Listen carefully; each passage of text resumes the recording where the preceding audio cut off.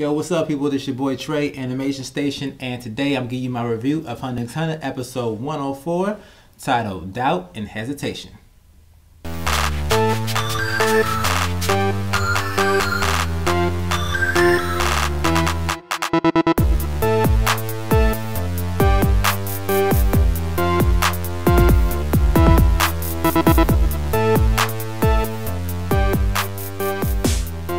Alright, so I'm going to start off with the highlight of this episode, which is Morel versus Cheetu. And Morel, you know, he's still playing mind games with Cheetu at this point in time. He's still trying to get some rest, and Cheetu would not let him rest. Yeah, he's like a little kid that you can't get to shut up or sit down when you're trying to watch TV. Morel ends up using his smoke Nin ability to actually ensnare Cheetu on his leg. He shackles his leg up with the smoke ability while Cheetu's over there reading manga and laughing it up. And Morel's sneaking around the corner, actually using his smoke ability to disguise his own body and make a double of himself at the same time. So Morel is really using advanced techniques, and Cheetu, he's just learning this ability. So, you know, that's the real difference between the Chimera Ants and facing the Hunters. The Hunters have experience while the Chimera Ants have power. But power with no experience wins over power all the time. Cheetu should have known that, and there's a lesson he learned this episode, definitely. So after which, you know, Morel's still messing with this dude. He's reeling him in like a fish, basically. And he's telling him that, hey, why don't you, because all of a sudden, Cheetu gets really angry and he activates a new Nin ability. Just straight Dragon Ball Z style BS up in here. You know, you get mad, you get a new ability. No, I'm like, what are they doing with these ants right now? They just get new abilities. They get all the benefits, none of the crutches of anything that's going on in these situations. What I don't like the author is like favoring the ants. Give the ants every possible way they could possibly make a win, and he thinks of it and he makes it. So it makes it happen for him. I don't like that. When you're beaten, man. Take defeat, take it. Okay, move on to the next part of the story. But in this case, Morel's still messing with him. He's like, man, why don't you just stab me, man? Get close with your claws, man. And he gets close with his claws. Boom, tricked. He's right behind you, touch you. The game is over. And after the game is over, you know, well, before the game's over, Morel tells him that he's an idiot, you know, bakadillo, kokadillo. Dude's for real. He's a dummy. He doesn't know how to use his abilities. He don't know nothing like that. And at the end, after he's been defeated, Morel actually lets this dude escape. Get away, go back to Cheetu to maybe obtain some new abilities. I'm like, okay, someone needs to start dying here. Where's Kahlua at? Kahlua would not have let this man get away. Not this one. He let old dude get away because he thought he was cool, but no, we haven't seen a death actually since we've seen Kahlua in the episode. I need those kills in so these Chimera Ants can start dying. They can feel the experience of death. And also, while this is happening, Nov is moving about in the city area, and he's actually using his ability now. And the announcer explains what his ability is all about. It's called Hide and Seek, which basically allows Nov to teleport himself and another object to an empty space of Nin. Well, this space actually composed of 4 different floors of 21 rooms, so he has a large area to work with. And the analysts think he's teleporting around, but it's actually a little bit more complicated than that.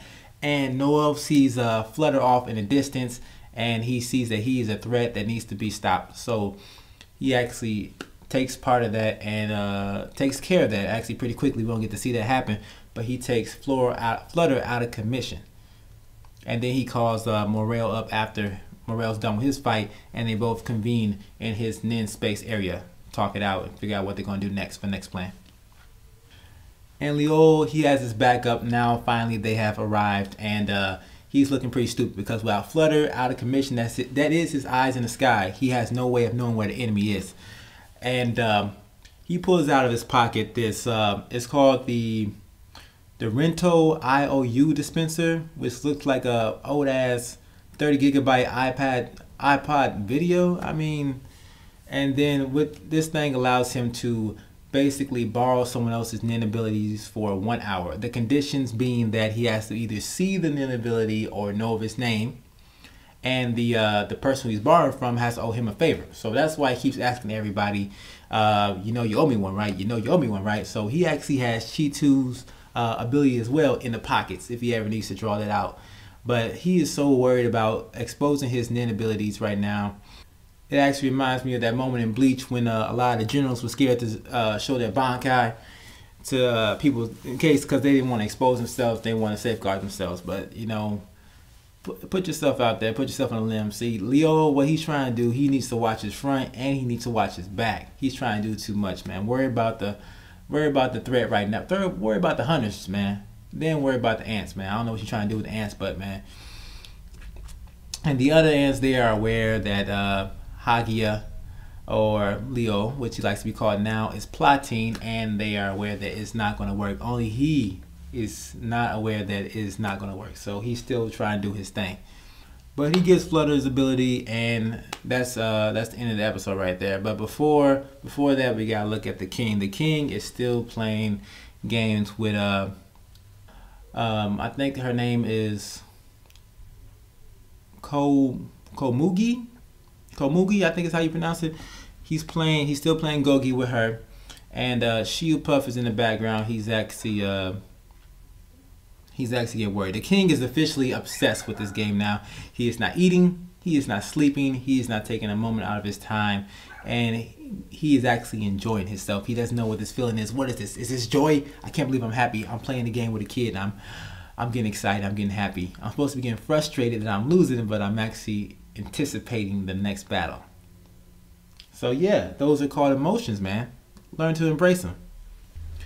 And then on that one scene when he thinks he finally has the advantage in the game for the first time, and he thinks he's about to take the Kogumi for all she's worth, and Kogumi makes that hesitated move and shatters his world. At that point right there, it kind of reminds me of like Yagami in Death Note, when he had his whole world shattered at that certain moment in time. You know what I'm talking about there.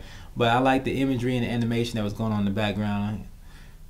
The king didn't know what to do with himself at that point in time.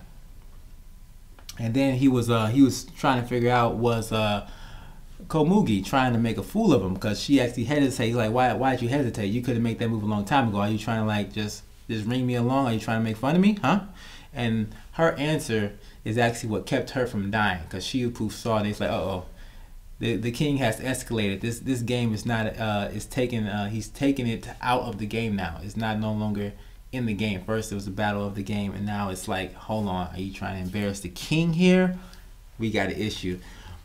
But she explains that she was the original creator of that move, and that move is no longer in the books. And the fact that the king came up with that move himself, she actually saw it as her offspring being reborn, or she was honored. She's basically honored that the fact that the king came up with that.